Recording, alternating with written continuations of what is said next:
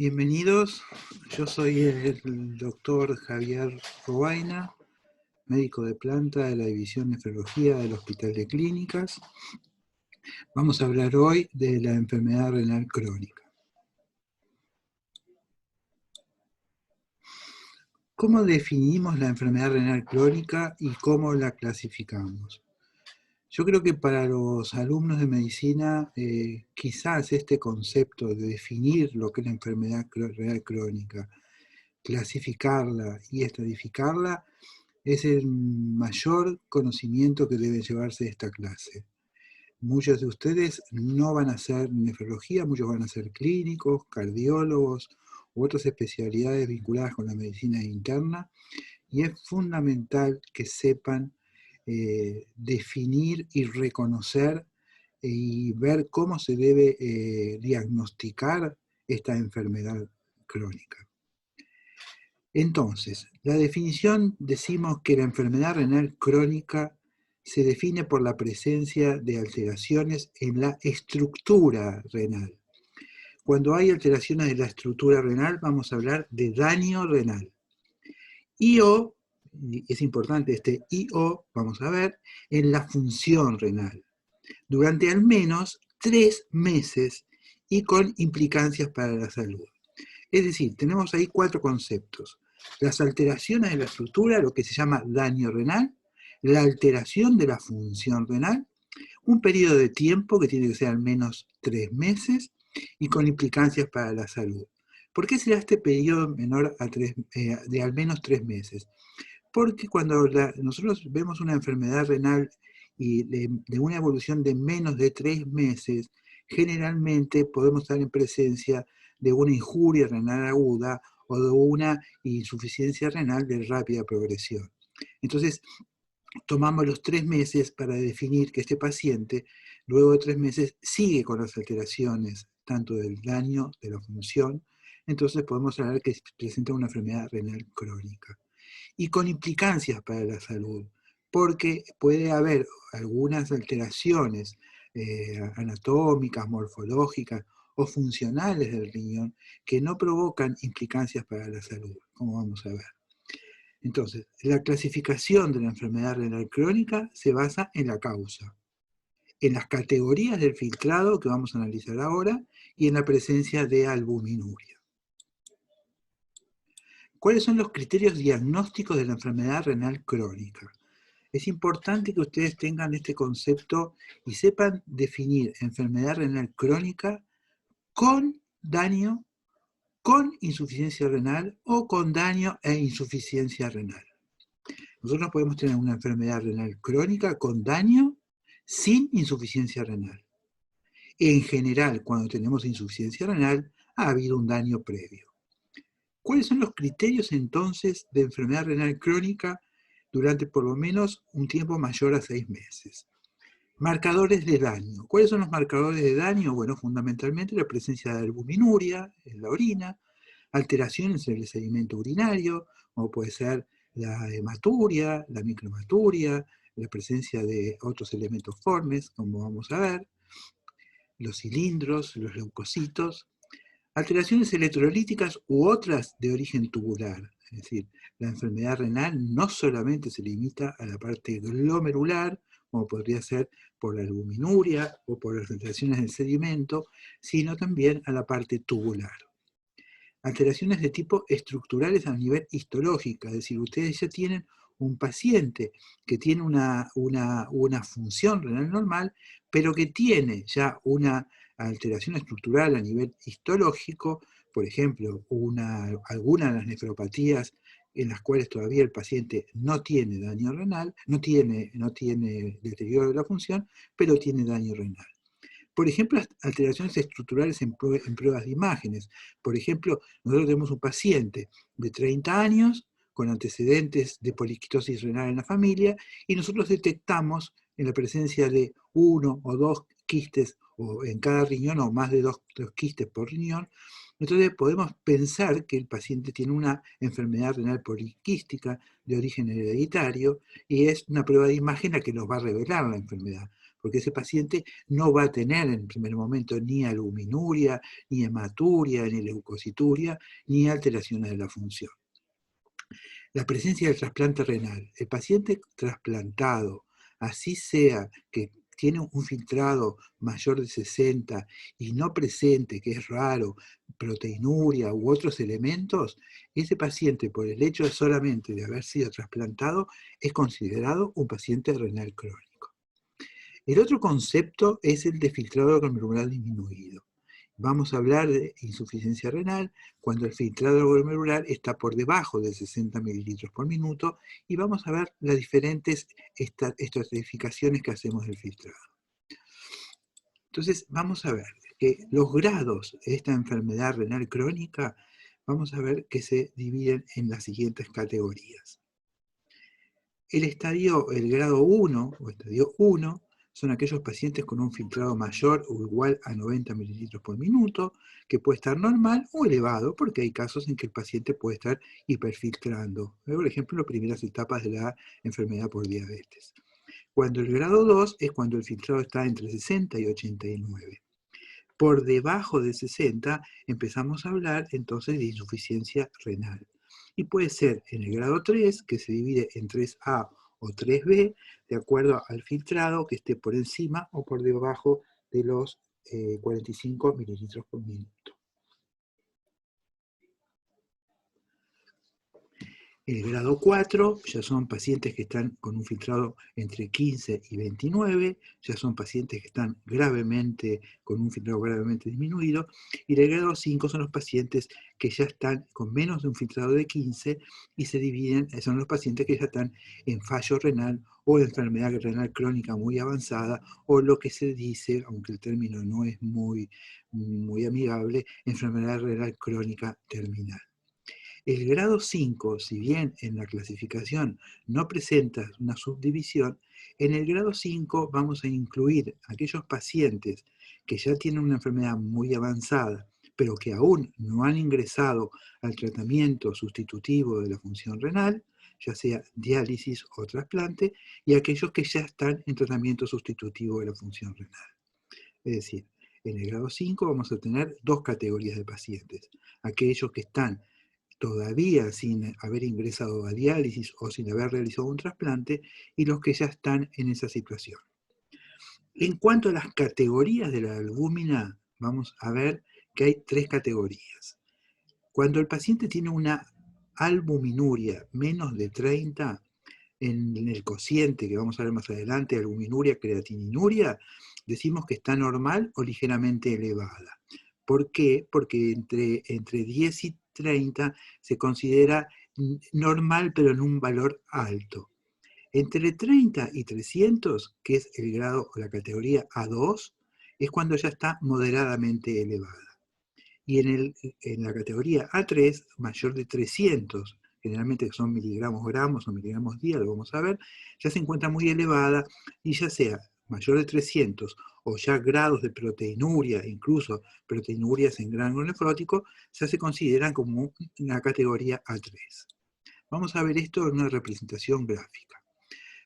Repetimos entonces los criterios de enfermedad renal crónica: los marcadores de daño renal y el filtrado renal disminuido.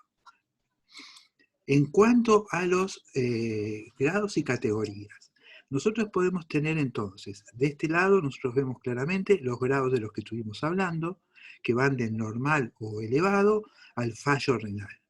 Y de este lado tenemos las distintas categorías: A1, A2, A3, y decimos que cuando está menos de 30 puede estar normal a ligeramente elevada, que es entre 10 y 30, moderadamente elevada entre 30 y 300, o gravemente elevada mayor de 300 miligramos gramo. Y las distintas categorías de riesgo que las expresamos en colores. Entonces, aquel paciente que esté en una categoría grado 1, A1, es decir, va a tener un filtrado normal y va a tener una albuminuria menor de 30. Es decir, es un paciente que está normal o con una ligera alteración del daño renal. a medida que aumenta la albuminuria, este paciente ya está en un riesgo moderado y, por ejemplo, en las categorías ya de proteinuria importantes, va a estar en una categoría gravemente elevada. Fíjense en que si yo tengo un paciente que tiene un filtrado que está entre 60 y 90, está en un grado moderado, y puedo tener otro que esté entre 45 y 59, es decir, que tiene un grado 3A, pero sin albuminuria o sin proteinuria, y este paciente va a estar en mejores condiciones que el paciente que tiene una albuminuria mayor. Por supuesto que las categorías en rojo son los pacientes que tienen un riesgo muy elevado y tienen una alteración de la función renal ya muy elevada o moderadamente elevada. Nosotros lo que vamos a hacer ahora es estratificar entonces estas variables. Entonces, el riesgo de complicaciones va a estar dado por el grado del filtrado, el grado de la albuminuria y otros factores de riesgo o comorbilidades. Es importante esto, los factores de riesgo o comorbilidades, porque yo puedo tener un paciente que yo lo catalogo como E2 o G2A1, y ese paciente, si bien está en rangos normales, tanto como para su función como en los marcadores de daño, ese paciente puede tener muchos factores de riesgo: obesidad, diabetes, tabaquismo, y ese paciente no está en las mismas condiciones. Entonces, esto es un poco relativo. Ese paciente va a tener un riesgo, quizá va a ser un riesgo bajo o un riesgo moderado. Pero ese paciente con factores de riesgo no lo podemos decir que no tiene ningún riesgo y que está exento de los mismos. Entonces, cuando nosotros vamos a expresar el diagnóstico en un paciente concreto, acostumbrémonos a definirlo de esta forma. Por ejemplo, si yo les digo que tengo un paciente en estadio G3 o E3A con una categoría de albúmina de A3, es decir, sería un paciente que está en este cuadrante, es decir, es un paciente que tiene un riesgo alto. Entonces yo voy a decir que este paciente es un estadio o un grado 3A con A3. Y ya con eso, y voy a decir además la causa, voy a decir, por ejemplo, que tiene una enfermedad renal diabética.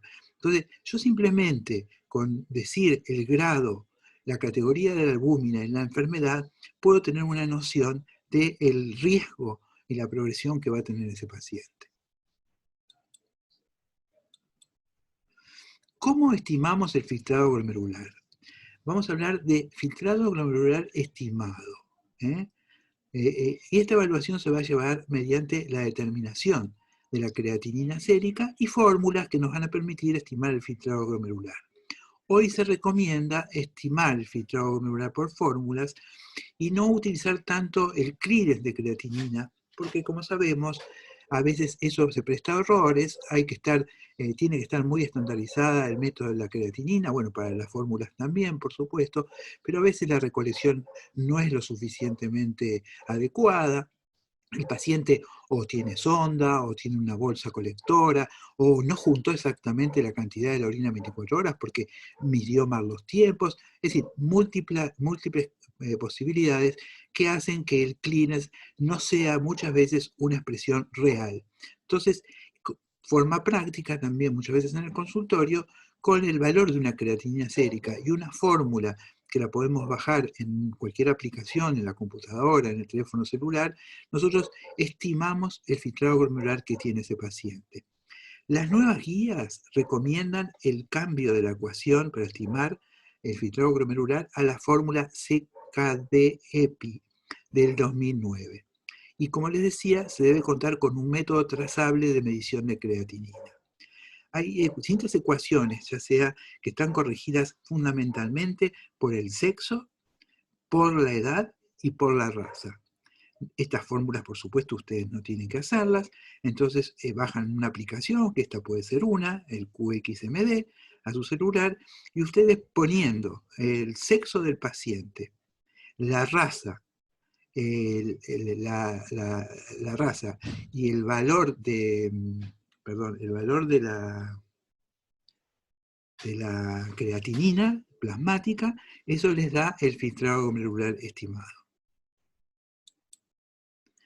Está también la ecuación de MDRD de 4 ítems, que también tiene una fórmula que tiene las mismas componentes, el valor de la creatinina por un factor de corrección, el valor de la edad por otro factor de corrección, el sexo y la etnia.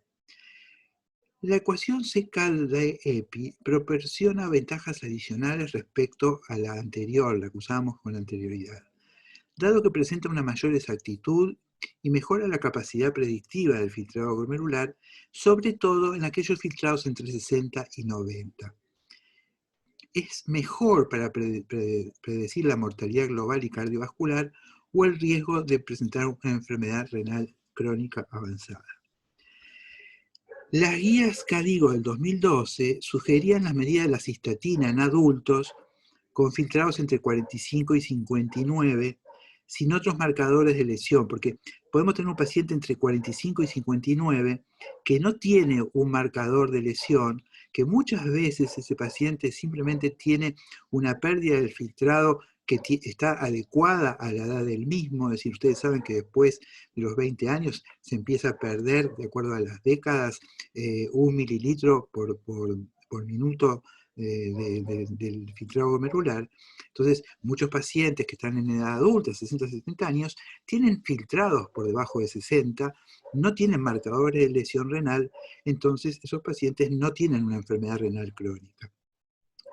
El problema de usar la cistatina o el cleaner de cistatina es que es costoso, no es práctico, no lo hacen los laboratorios. De todas maneras, en algunas situaciones, como que vamos a ver en las cuales las fórmulas no son exactas y queremos estimar claramente qué filtrado tiene un paciente entre 45 y 60, hay también una ecuación que es basada en la cistatina. ¿Cómo estimamos el filtrado glomerular? En las fórmulas que estamos dicho, pero estas fórmulas no deben ser usadas en personas menores de 18 años o mayores de 70. Las personas menores de 18 años, generalmente hay otras fórmulas, porque tengan en cuenta que estas fórmulas salen de estudios poblacionales, de características de población, de promedios de edad de esas poblaciones, entonces, de peso de esas poblaciones, porque están corregidas, como les dije, muchas veces por esas variables. Entonces, en menores de 18 años hay que usar otras fórmulas, que es la que usan los pediatras o los médicos de adolescencia, y en mayores de 70 años tampoco son tan fidedignas. Las mujeres embarazadas, por supuesto, no son exactas. Lo mismo en los pacientes con desnutrición o con obesidad marcada, es decir, pacientes con índice de masa corporal menor de 19 o mayor de 35 o igual, tampoco son. Como tienen que ver con la superficie corporal del paciente, en pacientes amputados con amputaciones fundamentalmente de miembros, no una amputación de un dedo, por supuesto, pero sí una amputación de una pierna, una amputación de un brazo, donde hay menor masa muscular, tampoco son correctas porque presentan margen de error. Lo mismo en aquellos pacientes que tienen restricciones hidrosalías graves, en el caso de la cirrosis, la insuficiencia cardíaca congestiva, el hipotiroidismo avanzado. Los pacientes que están inestables hemodinámicamente tampoco sirven, es decir, pacientes que están en terapia, en urea coronaria, no son adecuadas las fórmulas. En general, en esos pacientes para tomar una conducta terapéutica van más allá del valor de la creatinina, tenemos en cuenta otras variables. Y en los pacientes que con estudios potenciales del riñón, claramente a veces no se puede hacer un test de cistatina, entonces lo que hacemos es un clearance de creatinina y aseguramos de que el paciente siga perfectamente bien las indicaciones. Bueno, ¿cuáles son los indicadores de daño renal? Bueno, fundamentalmente, ¿qué es lo que expresa el daño renal en los pacientes? Bueno, la presencia de proteinuria, es decir, la presencia de proteínas en orina aislada, o una relación de proteinuria-creatinuria mayor a 300 miligramos gramo. Puede estar en orina de 24 horas, si la proteinuria está por encima de 150 a 200 miligramos día. Podemos utilizar tiras reactivas, o lo que también podemos ver es, que es lo que hacemos habitualmente cuando hacemos el estudio de las orinas en los sedimentos, es con el estudio de sulfosalicílico, pero ahí se mide en cruces, es semi-cuantitativa. tengan en cuenta que las tiras reactivas fundamentalmente miden albúmina y no miden proteinurias de tipo tubular. La albuminuria, entonces, la vamos a ver fundamentalmente en orina aislada, y si tenemos una relación de albuminuria, creatininuria mayor a 30 miligramos gramos, ya estamos hablando de albuminuria moderada. En la orina de 24 horas, y la albuminuria también es mayor a 30 miligramos por día, y hay tiras reactivas para albúmina. El sedimento urinario. Bueno, el sedimento urinario es muy importante, ustedes van a tener alguna rotación si es que se permite por esta situación que tenemos de pandemia, pero fundamentalmente ustedes van a buscar la presencia de una microhematuria, la presencia de una leucocituria o la presencia de cilindros. Y dentro de los cilindros, la presencia de cilindros eritrocitarios son muy patognomónicos para definir una hematuria de origen glomerular, o los cilindros leucocitarios que nos pueden estar hablando de patología y daño tubular. Vamos a hablar un momentito de la albuminuria y del cociente de albuminuria, creatininuria. El término microalbuminuria debe ser abandonado, y vamos a hablar entonces de albuminuria, normoalbuminuria, albuminuria moderada o macroalbuminuria, o directamente ya proteinuria. Y lo pueden medir ya sea ajustada por creatinina en miligramos gramos en una orina espontánea, que es lo que nosotros sugerimos. La pueden medir en 24 horas, fundamentalmente, que nosotros no sugerimos esta por el margen de error que tiene estos métodos. Entonces vamos a hablar de albuminuria moderada cuando está en 30 y 300, y severa cuando es mayor de 300. Y vamos a recomendar siempre la medición en orina espontánea, en la primera orina de la mañana. Vamos a instruir al paciente de que no haya hecho ejercicio físico por lo menos durante las 48 o 72 horas previas, que no haya tenido actividad sexual, que no esté con una infección urinaria o con flujo. A las mujeres les decimos que por favor se coloquen un tampón vaginal. Y este valor de la albuminuria vamos a ver que no es suficiente con un solo valor.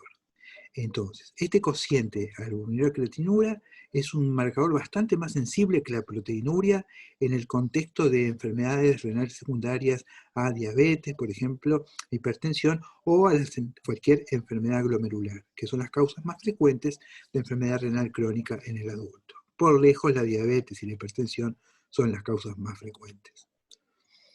¿Qué factores pueden afectar la excreción urinaria de albúmina? Bueno, van a aumentar la excreción urinaria de albúmina la presencia de una insuficiencia cardíaca congestiva, el exceso de ingestión de proteínas, el ejercicio, la fiebre, la presencia de hematuria, una hipertensión no controlada, una diabetes no controlada, una infección del tracto urinario o una contaminación del flujo vaginal, entre otras cosas. ¿Y qué van a disminuir la albuminuria? Bueno, la desnutrición, por supuesto, o los pacientes que están recibiendo tratamientos con IECA o ARA. Ustedes saben que estos tratamientos disminuyen la presión de filtración a nivel del glomérulo, disminuye la presión intraglomerular, con lo cual es el tratamiento que vamos a usar, uno de los tratamientos que vamos a usar en los pacientes que tienen albuminuria. Entonces, a veces en estos pacientes que presentan albuminuria y están recibiendo esto nos permite saber si estamos teniendo éxito, si la albuminuria disminuyó con el tratamiento de IECA-ARA, o algunos pacientes en los cuales no muestran el valor normal, pero están recibiendo estos medicamentos. Entonces, eso nos falsearía el resultado. Si no tomaran estos medicamentos, probablemente tendrían una albuminuria más alta. De todas maneras, no sacamos el tratamiento para hacer el estudio. O los AINE. Los AINE también disminuyen la presencia de AINE, que muchas veces los pacientes los toman y no lo tenemos en cuenta porque no nos lo refieren, pueden disminuir la presencia de la albuminuria. La albuminuria, como les decía, debe ser positiva en por lo menos de 2 a 3 muestras por métodos cuantitativos en un periodo de 3 a 6 meses. Porque, como les decía, hay muchos factores que tanto la aumentan como la disminuyen. Si nosotros no instruimos bien al paciente y no las tuvimos en cuenta, pueden darnos falsos positivos. Entonces, es importante hacer por lo menos 2 a 3 muestras y con la presencia de 2 positivas ya podemos pensar que el paciente tiene algún grado de albuminuria y o de daño a nivel renal. En el caso de pacientes con enfermedad renal crónica ya diagnosticada o proteinuria significativa, no tiene sentido que ustedes le pidan un cociente albuminuria, creatininuria, porque estos pacientes van a estar por encima de los 300, quizás tengan 1 gramo, 2 gramos, 3 gramos. En esos casos lo que se hace es el cociente proteínas creatinina en orina, por tratarse de una determinación más económica que hacer una proteinuria de 24 horas, y porque a medida que se incrementa la proteinuria, especialmente en la proteinuria nefrótico, este cociente ya es menos sensible. De todas maneras, quiero como concepto, si bien ustedes van a ver que los trabajos fundamentalmente utilizan el cociente proteínas creatinina en los pacientes, cuando ustedes tienen que hacer un seguimiento, un control de un paciente con una nefropatía proteinúrica, siempre hacemos la orina de 24 horas para ver exactamente la medición. Instruimos muy bien al paciente y además también eso nos permite ver la adherencia que el paciente tiene a la dieta hiposódica, porque juntamente con la medición de proteínas medimos el sodio urinario. También en pacientes con enfermedad, sospecha de enfermedad intersticial y nefrotoxicidad, por ejemplo, por antirretrovirales, en ambos casos la proteinuria está constituida fundamentalmente por proteínas de bajo peso molecular que son diferentes a la albúmina, por lo cual el cociente albúmina-creatinina no nos serviría porque son proteínas de tipo tubular, que sí las podemos medir con el cociente proteínas, que abarca todas las proteínas, creatinina. Bueno, no me voy a explayar en el análisis del sedimento de orina, no sé si tienen alguna clase de eso, pero realmente para nosotros es de fundamental importancia. Nosotros le damos muchísima importancia al análisis de la orina hecha por un nefrólogo, instruimos a los residentes y educamos en la realización del sedimento. Nosotros podemos ver elementos formes como las células, los cilindros, los cristales en cantidades significativas. Y eso nos puede estar indicando la enfermedad glomerular, si tiene una enfermedad intersticial o vascular, si el paciente tiene algo agudo o crónico, si requiere evaluación por un nefrólogo, si requiere la realización de una biopsia renal. Exagerando muchas veces, nosotros decimos que el sedimento es la biopsia líquida, porque nosotros con el sedimento, si lo correlacionamos muy bien con los síntomas y los signos y síntomas clínicos, podemos predecir o de alguna manera acercarnos a la patología que presenta el paciente. Bueno, ante el compromiso renal, entonces lo que primero tenemos que hacer es que no estemos en presencia de una lesión renal aguda y que no sea una patología tratable. No vamos a esperar 3 meses para decir este paciente que tiene un compromiso renal, que nosotros no sabemos si es un crónico o no, que lo recibimos por primera vez o que no ha tenido controles anteriores. Tenemos que pensar que no tenga una lesión renal aguda.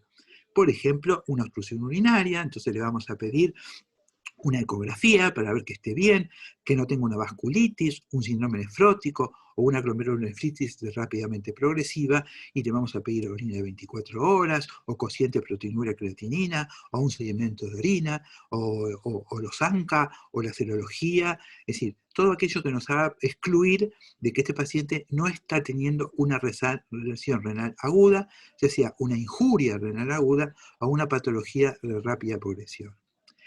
Entonces, una vez que nosotros descartamos esto, lo agudo o lo rápidamente progresivo, que requiere de nosotros una intervención urgente o lo más rápida posible, si estamos en presencia de un paciente estable, que simplemente nosotros hemos visto esto, vamos a repetir las pruebas en al menos 2 o 3 veces por trimestre, y una vez que excluimos la lesión aguda, vamos a confirmar la cronicidad. Si nosotros sospechamos una enfermedad renal aguda, por supuesto que lo vamos a repetir los estudios a los días, a los pocos días, a las pocas horas, a las semanas. Nunca vamos a esperar a 3 meses. Tenemos que prestar atención especial a los síntomas clínicos, a las patologías previas, a las enfermedades sistémicas, a los fármacos que el paciente puede haber recibido, fármacos nefrotóxicos, a los antecedentes renales que tiene el paciente, porque hay enfermedades hereditarias. Una vez que tuvimos en cuenta eso y decimos estamos en presencia de un paciente crónico, hemos diagnosticado y vamos a clasificar entonces el estadio clínico de la enfermedad con lo que les dije en el primer tiempo, con las categorías de la albúmina y los grados de filtrado glomerular. ¿Cuál es la prevalencia de la enfermedad renal crónica? Este es un estudio viejo, es un análisis un sistemático, un ensayo en el cual nos permite ver en población mayor de 20 años que la prevalencia total de la enfermedad renal crónica va del 11 al 17, al 10, al 9,9. Ahora les voy a mostrar los datos de la Argentina. Y en el estadio 3, ya sea en estadio 3A o 3B, es decir, pacientes que están en insuficiencia renal crónica con algún grado de daño renal, son la mayoría de los pacientes. Hay menos pacientes en los primeros grados que no tienen daño renal, que tienen daño renal pero no tienen deterioro de la función renal, y en las últimas etapas, por supuesto, esto va disminuyendo.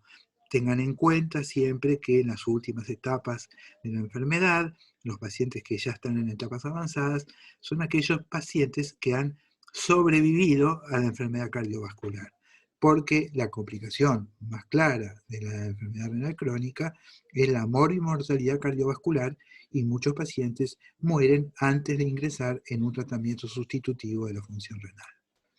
Este es otro estudio, que es un estudio, una revisión sistemática y un metaanálisis, pero que ya tiene también un par de años, del 2016, en los cuales veíamos más o menos lo mismo. En la prevalencia global de los 5 estadios estaba en el 13%, y cuando tomábamos solamente los estadios de insuficiencia renal estaba en el 10,6%. Y esto varía de alguna manera en distintas regiones, razas y lugares. ¿Cuál es la prevalencia en Argentina? Bueno, de acuerdo a la encuesta nacional de nutrición de salud, esta encuesta se realizó en el año 2018, se publicó recientemente. Nosotros en Argentina hay una prevalencia de enfermedad renal crónica del 12,7%. Vamos a ver que entonces 1 de cada 8 pacientes tiene algún grado de enfermedad renal crónica en Argentina.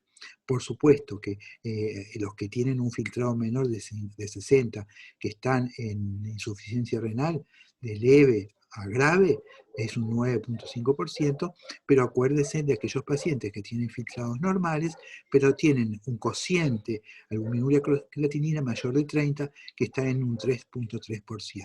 En total, la prevalencia entonces estaría cercana al 13%. Si tenemos una población adulta de más o menos de 32 millones, se estima que habrá unos 4 millones de argentinos con enfermedad renal crónica, es decir, 1 de cada 8 tendría enfermedad renal crónica. Según las distintas etapas en la Argentina, como les decía, en la etapa 3, 3A, que son pacientes que todavía tienen una buena función renal, estaría casi un 7%. Y a medida que vamos bajando las etapas, sería un porcentaje menor. Bueno, esto no me voy a detener, pero es claramente en la población de América Latina y el Caribe, habría 62 millones de pacientes renales.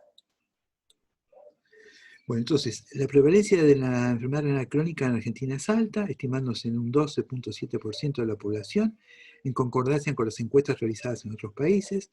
Los grupos con mayor prevalencia son las personas con hipertensión, diabetes y adultos mayores. Y las mujeres muestran una tendencia a tener mayor prevalencia. Esto de los pacientes que en la última encuesta, en el último registro del INCUCAI, al año 2018, ¿cuántos son los pacientes que están en diálisis? La tasa de prevalencia es de casi 30.000 pacientes, y los pacientes que fueron trasplantados en el año 2018 habían sido unos 10.000, que estaban trasplantados eran unos 10.038. La prevalencia por grupos de edad, bueno, claramente, nosotros vamos a ver, vamos a ver que tanto en hombres como mujeres aumenta a medida que pasan los años. En cuanto a distintos grupos de edad, vamos a ver que la mayor prevalencia de la enfermedad renal crónica se ve, por supuesto, tanto en los distintos registros de distintos años, siempre está en los mayores de 65 años, seguido por los pacientes entre 45 y 64, y por supuesto se ve mucho menos en los pacientes menores a 40 años. En cuanto a las principales etiologías, ¿cuál es la prevalencia? Claramente la enfermedad renal diabética o la nefropatía diabética es el primer grupo, casi un 33% de los pacientes que están en diálisis son pacientes que tienen una enfermedad renal diabética. Después están las causas desconocidas, que no se sabe exactamente cuál fue el motivo de ingreso a diálisis. Le sigue la nefroangiosclerosis. Después estaría la glomerulonefritis en un cuarto lugar, la poliquistosis en un quinto, la uropatía obstructiva en un sexto, y después ya vendrían las nefritis intersticiales o algunas nefropatías exclusivas como la nefropatía lúpica. En cuanto a la incidencia, es decir, aquella cantidad de pacientes que ingresan por año, en el año 2018 fue de 7.108 y fueron trasplantados en el año 2018 1.498 pacientes. En cuanto a grupos de edad, es exactamente similar a lo que vimos en la prevalencia. Lo mismo en la incidencia por grupo de edad, son los pacientes incidentes que entran en tratamiento sustitutivo, son fundamentalmente los mayores de 65 años y más. La incidencia también en los pacientes que ingresan es la nefropatía diabética, la primera causa, seguida de la nefroangiosclerosis, después desconocida, exactamente igual. Quiere decir que tengan en cuenta que la diabetes y la hipertensión arterial son las primeras causas de ingreso, es decir, las que tienen mayor incidencia y las que son las más prevalentes en los pacientes que están en tratamiento sustitutivo. Esto tiene que ver en cuanto a la edad, Esta es la nefropatía diabética, ustedes ven que tiene una mayor incidencia entre los 40 y los 65, 70 años, que realmente aumente. Después de estos años empiezan fundamentalmente otro tipo de patologías en el adulto, en la nefrosclerosis, o incluso algunas patologías de rápida progresión, como se ven en la vasculitis en los pacientes adultos, La desconocida, que sigue más o menos la misma curva, están las glomerulonefritis y la poliquistosis. En cuanto a los trasplantes renales en la población general, esto es al año 2018, con donante vivo habían sido 371, con donante cadavérico 1097 y en total habían sido 1468. ¿Cuáles serían los factores de riesgo de susceptibilidad de iniciadores o de progresión? Bueno, la edad avanzada, la historia familiar, la enfermedad renal crónica, la presencia de una masa renal disminuida, el bajo peso al nacer, la raza negra y otras minorías, la hipertensión arterial, la diabetes, la obesidad, el bajo nivel socioeconómico y el bajo nivel educativo. En cuanto a factores iniciadores, pueden ser enfermedades autoinmunes, infecciones sistémicas, infecciones urinarias, la litiasis renal, las obstrucciones de vías urinarias bajas, la presencia de fármacos nefrotóxicos, entre ellos fundamentalmente los AINES. ¿Y cuáles serían los factores de progresión a los que nosotros tenemos que tenerle mucho control para evitar la progresión o enlentecer esta progresión? Es la proteinuria, que sea en forma persistente, la hipertensión mal controlada, la diabetes mal controlada, el hábito del tabaquismo, las alteraciones del perfil lipídico, la anemia, la enfermedad cardiovascular que va a estar asociada y la obesidad. ¿En qué pacientes se recomienda que nosotros busquemos la enfermedad renal crónica? Yo le dije que era muy sencillo buscar la enfermedad renal crónica. Con un dosaje de albuminuria o de proteinuria y una creatinina con un filtrado estimado por fórmula, ustedes ya prácticamente pueden definir el paciente que tiene una enfermedad renal crónica. Pero esto, costo-beneficio, ¿se lo harían a toda la población? No, por supuesto que no. Van a elegir aquellos sectores de la población para rastrear en esta enfermedad con una relación costo-beneficio adecuada. Entonces vamos a verlo en mayores de 20, en los de 60 años, en los pacientes que tienen diabetes, en los hipertensos, en los pacientes que tienen enfermedad cardiovascular establecida, en los pacientes que presentaron una injuria renal aguda o una enfermedad renal, o estos pacientes a lo largo de años pueden repetir estos episodios y esas son las causas que los condujeron a esta enfermedad renal crónica. Por supuesto, en los pacientes obesos, con perfiles lipídicos o síndromes metabólicos muy alterados, los pacientes con tabaquismo. También los pacientes que consumen habitualmente antiinflamatorios del tipo AINES serían pacientes en los cuales ustedes deberían rastrear o pesquisar esta enfermedad. En la posición crónica metales pesados, antecedentes de patologías obstructivas urológicas, pacientes con antecedentes de enfermedad renal, pacientes con infecciones crónicas, enfermedades autoinmunes, neoplasias asociadas a esta enfermedad, la presencia de proteinuria, hematuria, cuando hemos descartado las causas urológicas. Bueno, esto es un concepto importante, que las enfermedades renales se dan en un contexto signado por la desigualdad, el envejecimiento de la población, el aumento de enfermedades crónicas y la ausencia de datos epidemiológicos y por la ausencia de coordinación en políticas sanitarias.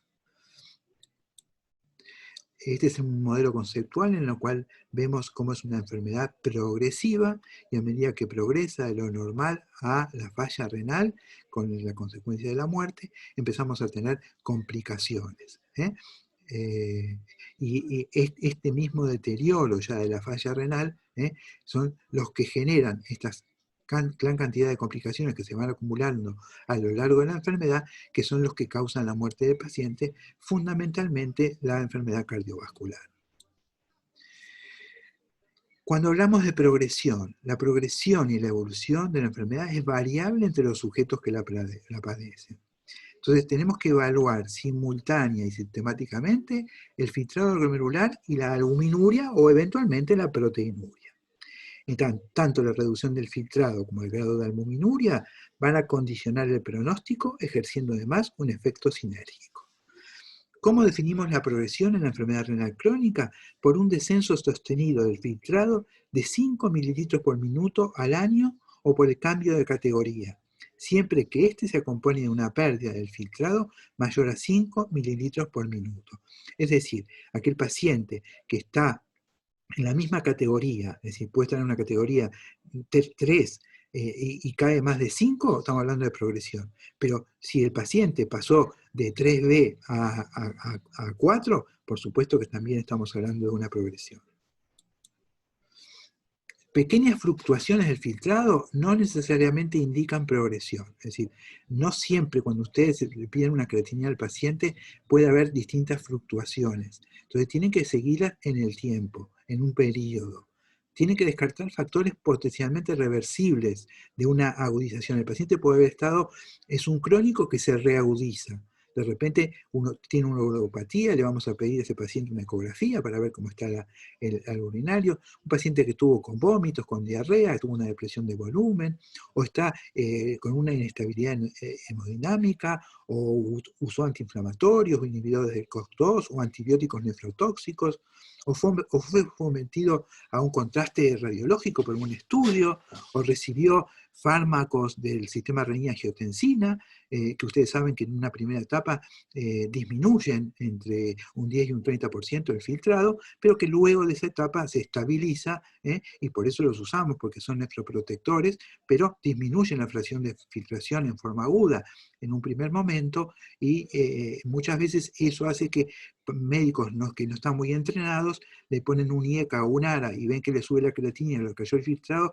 y se lo cambian, y esto no debe ser así porque son nefroprotectores y a lo largo del tiempo ese filtrado se recupera. Hay que identificar entonces los factores de progresión, como saber cuál es la etiología y tratar todos aquellos factores modificables. Los pacientes de bajo riesgo los vamos a revisar con una periodicidad anual. Los pacientes que estratificamos en un riesgo moderado los vamos a ver cada 6 meses. Y los pacientes de riesgo alto o muy alto los vamos a ver cada 3, 4 veces, o 3, 4 o más veces al año. Por ejemplo, los pacientes que están ya en estadio 5 o 4 avanzado, previos al tratamiento de sustitución renal, a veces los tenemos que ver cada mes, mes y medio, cada 2 meses. Esto sería un esquema conceptual, rápidamente. Nosotros vamos a pesquisar entonces la enfermedad renal en aquellos pacientes que tienen grupos de riesgo mayores de 18 años, que ya dijimos cuál era. y vamos a testear anualmente a estos pacientes, con una medición del filtrado glomerular estimado, con un cociente albúmina-creatinura y con otros marcadores de daño renal, con un seguimiento, porque puede tener una microhematuria, una proteinuria, o por imágenes, en el caso de los pacientes con riñones poliquísticos, o incluso con la biopsia renal. Si estos pacientes tienen un filtrado menor de 60 o tienen un cociente mayor de 30, vamos a tratar de descartar, como les dije, causas agudas y tratables, y en el caso que estén descartadas, las vamos a referir al nefrólogo. En pacientes estables vamos a continuar con esta valoración, al menos 2 veces en un tiempo no menor a 3 meses, para poder decir, bueno, este paciente tiene una enfermedad renal crónica porque durante 3 meses mantuvo este filtrado por debajo de 60. Vamos a medir la albuminuria, como les dije, en 2 o 3 muestras en un periodo mayor de 3 meses. Si esto es positivo, vamos a hablar de enfermedad renal crónica, o si también tuvo otros marcadores de daño renal, como hematuria o alteraciones en imágenes, o ya directamente tenemos la biopsia, esto se persiste mayor de 3 meses, vamos a tener una enfermedad renal crónica. Y una vez que definimos la enfermedad renal crónica, ya sea por el cociente, por el filtrado o por otros marcadores de daño renal, como les dice hoy, los vamos a estratificar. Y los pacientes entonces de grados leves o moderados, vamos a ver cuándo los vamos a monitorizar. Estos pacientes los puede monitorizar un clínico, generalmente hasta filtrados de 45, y si los pacientes tienen filtrados menores de 45 o tienen ya cocientes de microalbuminuria moderada o muy alta, deben ser derivados a un nefrólogo. ¿Cuándo vamos a derivar entonces al paciente en nefrología? Bueno, lo mismo que les repito acá, este cuadrito, todas estas causas, cuando hay un deterioro agudo de la función renal, una enfermedad renal crónica de causa desconocida, un filtrado menor de 45, una albuminuria significativa sostenida, la macro-microhematuria, una vez que descartamos causas urológicas, sobre todo si tiene una hematuria con dismorfismo o con cilindros hemáticos, vamos a descartar, entonces vamos a estar pensando ahí que estamos en presencia de una glomerulopatía. El paciente con una hipertensión no controlada, resistente, con 2 o 3 fármacos, incluidos entre ellos un diurético, cuando hay alteraciones del metabolismo óseo mineral asociados a esta enfermedad, como puede ser un aumento del fósforo, una caída del calcio, un aumento de la paratiroide o la presencia de calcificaciones vasculares, estos pacientes deben ser derivados y atendidos por fundamentalmente un nefrólogo, que en ese caso, en algunos casos debe ser un equipo, entre el nefrólogo, el nutricionista, a veces el diabetólogo.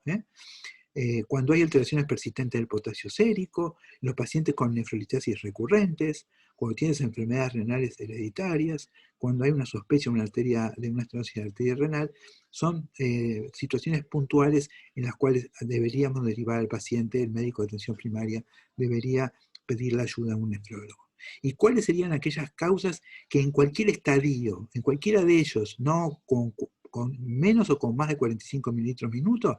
Bueno, cuando tenemos una hipertensión arterial refractaria, cuando tenemos una proteinuria mayor al medio gramo, a 1 gramo, cuando la proteinuria es progresiva y se acompaña o no de una hematuria persistente, cuando tenemos diabetes con un incremento de la proteinuria y sin nefropatía, cuando hay una hematuria macroscópica sin causa urológica, cuando tenemos un edema pulmonar recurrente con sospecha de estenosis de arteria renal, cuando hay una caída del filtrado mayor del 30% en 4 meses, sin una explicación aparente o con sospecha de una estenosis de la arteria renal, cuando tenemos una anemia inexplicada en los estadios precoces de 1 a 3, que generalmente la anemia se ve un poquito más adelante, cuando tenemos una PTH aumentada sin un déficit de vitamina D, nativa o no, y cuando hay alguna sospecha de causa genética o rara de enfermedad renal crónica. Es decir, en estos casos las vamos a remitir al nefrólogo independientemente del estadio o el grado de función renal que tiene. Esto no me voy a detener mucho, pero serían cuáles serían las intervenciones que haríamos en los estadios 1, 2 y 3A, que fundamentalmente vamos a descartar o vamos a hacer el diagnóstico de la enfermedad. En los estadios 3B lo que vamos a tratar de detectar la progresión, de controlar los factores de riesgos asociados, vamos a empezar a ajustar los fármacos y lo vamos a empezar a vacunar al paciente contra el neumococo, la influenza, los hepatitis. Y vamos a empezar a tratar las complicaciones que van apareciendo ya con estos grados de caída de filtrado, como la anemia o los trastornos hidroelectrolíticos. En los estadios 4 ya vamos a estar haciendo, por supuesto, los ajustes de los fármacos, vamos a seguir tratando la anemia, los trastornos electrolíticos, y vamos a empezar a preparar al paciente para el tratamiento renal sustitutivo. Vamos a instruirlo al paciente en los distintos métodos que tenemos hoy, la diálisis, que puede ser la hemodiálisis, la diálisis peritoneal, la posibilidad de un trasplante o un trasplante anticipado, o en aquellos casos que vamos a optar por un tratamiento paliativo, por negativa del paciente o por alguna situación especial, vamos a empezar a organizar el tratamiento paliativo. Por supuesto, vamos a tratar todas las complicaciones, como son las del metabolismo óseo mineral, la anemia, los trastornos hidroelectrolíticos y la acidosis.